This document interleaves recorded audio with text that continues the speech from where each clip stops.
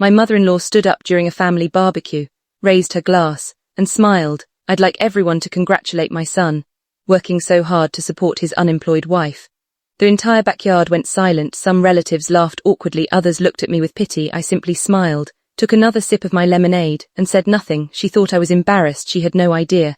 Every night after everyone went to sleep, I was building something that would change my life forever. 6 months later, the same relatives who laughed that afternoon were waiting in line outside my grand opening. My name is Sophia Bennett. My husband is Ethan Bennett. His mother is Gloria Bennett. Ethan and I had been married for 4 years before our wedding. I worked as a graphic designer for a marketing agency. I loved my job, but after the company downsized, I lost it. I searched for another position for months, interview after interview. Nothing worked out. One evening, Ethan said, "Why don't you finally try what you've always talked about?" "What do you mean?" "Your own business." I'd always dreamed of opening a small custom stationery and gift brand, personalized journals, wedding invitations, handmade planners. It wasn't a huge business idea, but it was mine. Instead of rushing, I spent months learning, watching free business courses, studying marketing, learning bookkeeping, testing products. I earned almost nothing, but every week, I got a little better.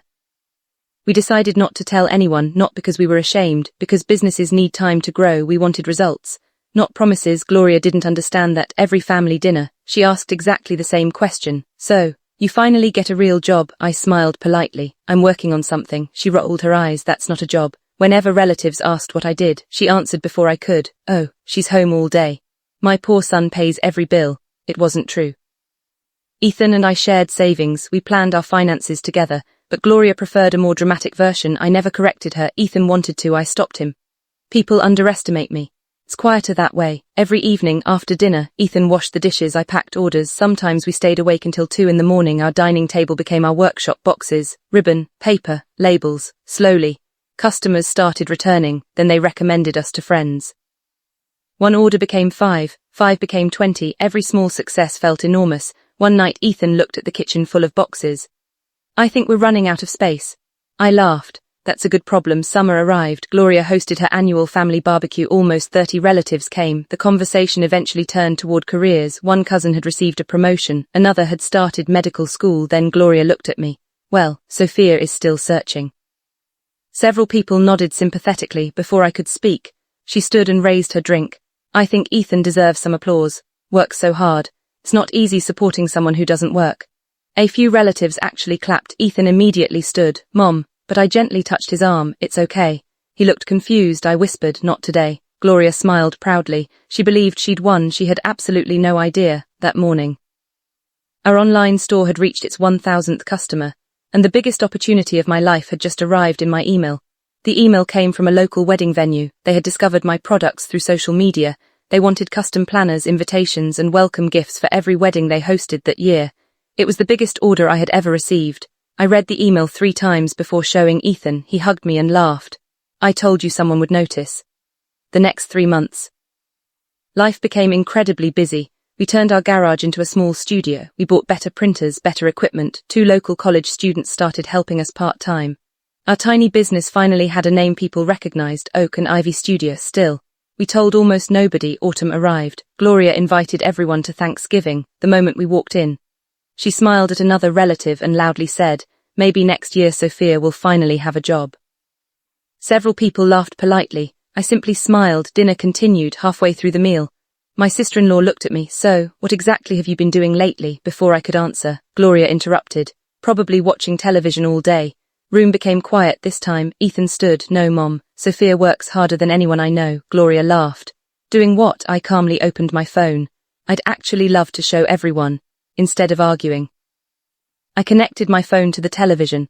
A short promotional video began playing. It showed our workshop, employees carefully packing customer orders, shelves filled with journals, wedding invitations, gift boxes, customers leaving 5-star reviews. The final screen appeared. Oak and Ivy Studio, over 8,000 happy customers, official partner of 6 wedding venues. The room became completely silent. Then my sister-in-law whispered, "Wait, that's your company?" I smiled. "Yes." Gloria stared at the screen.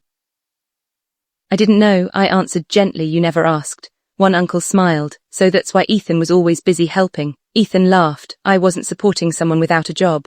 I was helping my wife build her dream." Then he looked at his mother. "You called her unemployed."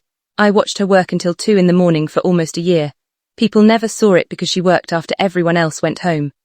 Nobody said a word. Gloria slowly looked around the table for the first time. Nobody agreed with her. 3 days later, there was a knock on our front door. Gloria stood there holding a small gift bag. "Owe you an apology. I thought success only looked one way. I judged you because I couldn't see your work." I invited her inside. She quietly looked around the studio. In our garage, boxes were stacked everywhere. Employees packed orders. Printers never stopped running. She finally understood. This wasn't luck. It was thousands of hours of work nobody had seen. She looked at me. "I told everyone you were doing nothing. I was wrong." I smiled. "I wasn't trying to prove you wrong. I was trying to prove myself right." A year later, Oak and Ivy Studio moved into its first commercial building. We hired 12 employees. Our products shipped across the country. At our grand opening, many relatives attended, including Gloria. This time, she stood up with a microphone, but instead of criticizing me, she smiled proudly. "I spent a year telling everyone my daughter-in-law didn't have a job. What I didn't realize, that she was creating jobs for other people."